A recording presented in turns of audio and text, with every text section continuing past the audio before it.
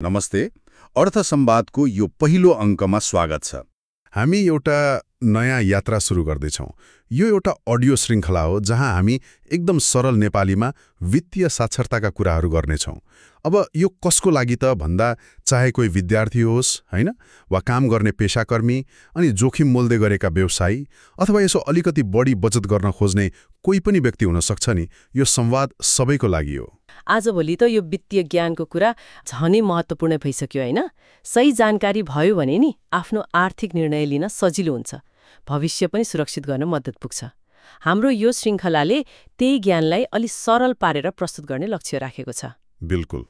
हरेक हप्ता हामी एउटा नयाँ विषयमा कुराकानी गर्नेछौँ, एउटा नयाँ संवाद जुन चाहिँ खासमा नेपाली श्रोताके लागि भनेर तयार पारिएको हुनेछ। त्यसो भए सुरु गरौँ न त हाम्रो पहिलो संवाद, हाम्रो पहिलो कुराकानी। नेपाल राष्ट्र ब्याङ्कले हालै बचत तथा ऋण सहकारी संस्थाहरूका लागि नयाँ निर्देशन र मापदण्ड 2081 जारी गरेको छ। आज हामी यसका मुख्य व्यवस्थाहरू के हुन् अनि यसले सहकारी क्षेत्रलाई कतातिर लैजान खोज्दैछ, यिनै विषयमा अलि गहिरिएर कुराकानी गर्दैछौँ। हो, यो निर्देशन सहकारी ऐन 2074 र राष्ट्र ब्याङ्क ऐन 2058 कै अधिकार प्रयोग गरेर आएको हो। यसको मुख्य उद्देश्य नै सहकारीहरूलाई अझ व्यवस्थित, पारदर्शी अनि सदस्यप्रति जवाफदेही बनाउने देखिन्छ। त्यसो भए सुरु गरौँ न त। वित्तीय सीमाहरूबाटै जाउँ। सहकारीले अब पैसा कहाँबाट ल्याउन पाउँछन्, कतिसम्म चलाउन पाउँछन्, यसमा के कस्ता मुख्य परिवर्तन आए त? यसमा एकदमै महत्त्वपूर्ण व्यवस्था छ। अब सहकारीले आफ्ना सदस्यहरूबाट मात्रै बचत लिन पाउनेछन्, मतलब बाहिरिया स्रोतबाट होइन। सदस्यबाट मात्र हो। अनि अर्को कुरा, संस्थाको जुन प्राथमिक पुँजी कोष हुन्छ नि, खास गरी सदस्यको शेयर र जगेडा कोषहरू जोडेर बनेको रकम हो, त्यसको 15 गुणा भन्दा बढी बचत सङ्कलन गर्नु नपाइने भएको छ। 15 गुणा? हो, 15 गुणा। अनि बैंक तथा वित्तीय संस्थाबाट ऋण लिने सीमा पनि कुल सम्पत्तिको 5% वा पुँजी कोषको 100% जुन कम हुन्छ त्योभन्दा बढी नहुने गरी तोकिएको छ। यसले गर्दा संस्थाले आफ्नो जोखिम वहन क्षमताभन्दा बाहिर गएर काम गर्न पाउँदैन। अनि त्यो प्रति सदस्य बचतको सीमा पनि तोकिएको छ भनिन्छ नि, कार्यक्षेत्र अनुसार 10 लाखदेखि 50 लाखसम्म। त्यो पनि छ। कार्यक्षेत्र अनुसार फरक। जस्तै महानगरपालिकामा 50 लाख, उपमहानगरमा 40 लाख, नगरपालिकामा 25 लाख, अनेक गाउँपालिकामा 10 लाख रुपियाँसम्म प्रति सदस्य बचतको सीमा तोकिएको छ। अनि यो सीमा त अहिले भएका सदस्यको हकमा पनि लागू हुने भयो? हो, तर यसलाई समायोजन गर्न 2 वर्षको समय दिएको छ। अनि 10 लाखभन्दा बढी जम्मा गर्दा स्रोत खुलाउनु पर्ने नियम पनि आएको छ हैन त? त्यसले के फरक पार्छ होला? बिल्कुल। 10 लाखभन्दा बढी बचत जम्मा गर्दा अनिवार्य रूपमा स्रोत खुलाउनु पर्ने व्यवस्थाले अपारदर्शी वा शङ्कास्पद रकम प्रणालीमा आउनलाई निरुत्साहित गर्छ। यसले वित्तीय शुद्धिकरणमा पनि मद्दत पुग्छ नि। ठिक छ। बचत सङ्कलनमा त यस्तो कडाइ देखियो भनेपछि कर्जा लगानीमा पनि पक्कै केही नयाँ नियमहरू होलान्। कसले ऋण पाउँछ, कति पाउँछ, कस्तो ऋण पाउँछ, यसमा के छ? अवश्य। कर्जामा पनि महत्त्वपूर्ण परिवर्तन छन्। जस्तै कुनै व्यक्ति कम्तीमा 3 महिना सदस्य नभई ऋण पाउँदैन। 3 महिना कुर्नै पर्यो? हो। अनि एउटै सदस्यलाई संस्थाको प्राथमिक पुँजीको 15% भन्दा बढी ऋण दिन नपाउने नियम छ। अर्को एकदमै महत्त्वपूर्ण कुरा, सञ्चालक समिति सदस्यले आफ्नो बचत धितो राखेर बाहेक अन्य कुनै पनि किसिमको ऋण संस्थाबाट लिन पाउँदैनन्। हो र? सञ्चालकले ऋणै लिन नपाउने आफ्नो बचत बाहेक? हो, आफ्नो नियमित बचतको सुरक्षणमा बाहेक अरू ऋण लिन नपाउने। यसले त्यो भित्री कारोबार हुने स्वार्थबाजी नै जोखिम घटाउँछ नि। अनि त्यो उत्पादनशील क्षेत्रमा लगानी गर्नुपर्ने नियम नि 25 करोड भन्दा बढी कारोबार गर्ने ठूला सहकारीलाई कुल कर्जाको न्यूनतम 50% कृषि, उद्योग, व्यवसाय जस्ता क्षेत्रमा लगाउनै पर्ने भनिएको छ हैन त? हो, त्यो व्यवस्था पनि छ। यसको उद्देश्य सहकारीको लगानीलाई मतलब घर जग्गा जस्ता अनुत्पादक क्षेत्रमा मात्रै केन्द्रित हुन नदिई उत्पादनशील क्षेत्रतिर मोड्नु हो। यसले अर्थतन्त्रलाई त फाइदा गर्ला, तर अब यस्तो लगानीमा अभ्यस्त नभएका सहकारीलाई आफ्नो लगानीको ढाँचा बदल्न केही चुनौती भने पक्कै थपिन्छ। त्यो पनि हो। अनि बिना धितो कर्जाको पनि सीमा तोकिएको छ? छ नि। सदस्यले गरेको नियमित बचतको 5 गुणा वा 5 लाख रुपियाँ, यी दुईमध्ये जुन कम हुन्छ त्यति मात्रै बिना धितो दिन पाइन्छ। त्यसमा पनि कम्तीमा 2 जना सदस्य जमानी अनिवार्य गरिएको छ। ए जमानी पनि चाहिने, ठिक छ। अब ऋण दिइसकेपछि त्यसको जोखिम व्यवस्थापन कसरी हुन्छ? मानिलिउँ ऋण उठेन भने के हुन्छ? त्यो असल, कमसल, शङ्कास्पद, खराब भनेर छुट्याउने व्यवस्थाबारे अलि प्रष्ट पारिदिनुहोस् न। हो, त्यो महत्त्वपूर्ण छ। कर्जाको भाका नागेको अवधिको आधारमा त्यसलाई वर्गीकरण गरिन्छ। 3 महिनासम्म भाका नागेकोलाई असल नै माने पनि 1% जोखिम व्यवस्था गर्नुपर्छ। 3 महिनादेखि 6 महिनासम्म भाका नागेकोलाई कमसल मानिन्छ। ए कमसल? हो, कमसल 6 महिनादेखि 1 वर्षसम्म भाका नागेकोलाई शङ्कास्पद अनि 1 वर्षभन्दा बढी भाका नागेकोलाई खराब कर्जा भनेर वर्गीकरण गर्नुपर्छ। अनि त्यो वर्गीकरण अनुसार जोखिम वहन गर्न पैसा छुट्याउनु पर्ने होला नि? बिल्कुल, सोही वर्गीकरण अनुसार कर्जा नोक्सानी व्यवस्था गर्नुपर्छ। असलमा 1%, कमसलमा 25%, शङ्कास्पदमा 50% अनि खराब कर्जामा त 100% रकम सम्भावित नोक्सानी भनेर छुट्याउनुपर्छ। 100% नै? खराबमा? हो, 100%। यसले गर्दा यदि त्यो ऋण उठेन भने पनि संस्थालाई ठूलो धक्का लाग्दैन, किनकि त्यसको लागि पहिले नै व्यवस्था गरिएको हुन्छ। संस्थालाई बलियो बनाउँछ यसले। यो त भयो कर्जा जोखिमको कुरा।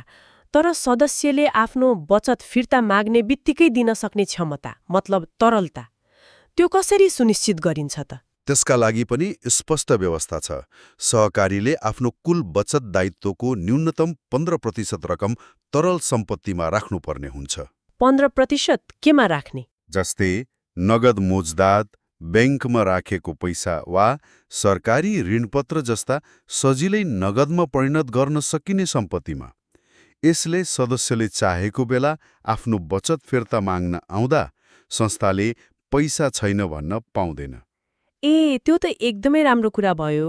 अनि ब्याज दरमा पनि केही सीमा तोकिएको छ भन्ने सुनेको थिएँ मैले। त्यो बचत र ऋणको ब्याज दर अन्तर 6% भन्दा बढी हुन नहुने भन्ने के हो? हो, त्यो पनि महत्त्वपूर्ण व्यवस्था हो। त्यसलाई स्प्रेड दर भनिन्छ। सहकारीले ऋणमा लिने औसत ब्याज दर र बचतमा दिने औसत ब्याज दर बीचको अन्तर 6% बिन्दुभन्दा बढी हुन नहुने नियम हो। यसले के फाइदा हुन्छ? यसले दुईतिर फाइदा गर्छ। एकातिर सदस्यले लिने ऋणमा अत्याधिक चर्को ब्याज लाग्न पाउँदैन। अर्कोतिर बचत गर्ने सदस्यले पनि आफ्नो बचतमा उचित प्रतिफल पाउने अवस्था सृजना गर्न यसले दबाब दिन्छ। ए अनि सबै सदस्यलाई एउटै ब्याज दर हुनुपर्ने भन्ने पनि छ? हो, समान प्रकृतिको बचत र ऋणमा सबै सदस्यलाई समान ब्याज दर लागू गर्नुपर्छ। यसले पारदर्शिता बढाउँछ। कसैलाई काखा कसैलाई पाखा गर्न मिल्दैन। ठिक छ। अब सहकारीको पुँजीको कुरा गरौँ। जोखिम वहन गर्न निश्चित पुँजी चाहिन्छ भनिन्छ। कति पुँजी चाहिने व्यवस्था छ त? पुँजी पर्याप्तता अनुपातले नै संस्थाको जोखिम वहन गर्ने क्षमता देखाउँछ। यो निर्देशन अनुसार सबै सहकारीले आफ्नो जोखिम भारित सम्पत्तिको न्यूनतम 4% प्राथमिक पुँजी कोष कायम गर्नै पर्छ। सबैले 4%? हो, न्यूनतम 4%। तर 25 करोड भन्दा बढीको बचत दायित्व वा ऋण लगानी भएका ठूला सहकारीहरूले त कुल पुँजी कोष अनुपात 8% नै पुर्याउनु पर्छ। यो त लगभग ब्याङ्कहरू सरहकै मापदण्ड हो। ए 8% नै? अनि यो नपुगे के हुन्छ? यो तोकिएको अनुपात नपुगेसम्म संस्थाले आफ्ना सदस्यहरूलाई लाभांश वितरण गर्न पाउँदैन। भनेपछि संस्थाहरू स्वतः आफ्नो पुँजी आधार बलियो बनाउनतिर केन्द्रित हुनु पर्यो। अब अन्त्यमा सुशासन र सदस्यको हित संरक्षणका लागि के कस्ता नियम आएका छन्? सञ्चालक बन्न के योग्यता चाहिन्छ? कार्यकाल कति हुन्छ? सुशासनमा पनि धेरै कुरा छन्। जस्तै सञ्चालक समिति 5 देखि 9 जनासम्मको मात्र हुन पाउने। त्यसमा कम्तीमा 33% महिला सदस्य अनिवार्य हुनुपर्ने। ए महिला अनिवार्य? हो, 33%। अनि एकै परिवारबाट 1 जनाभन्दा बढी सञ्चालक हुन नपाउने। कुनै व्यक्ति लगातार 2 कार्यकालभन्दा बढी एउटै संस्थामा सञ्चालक बस्न नपाउने।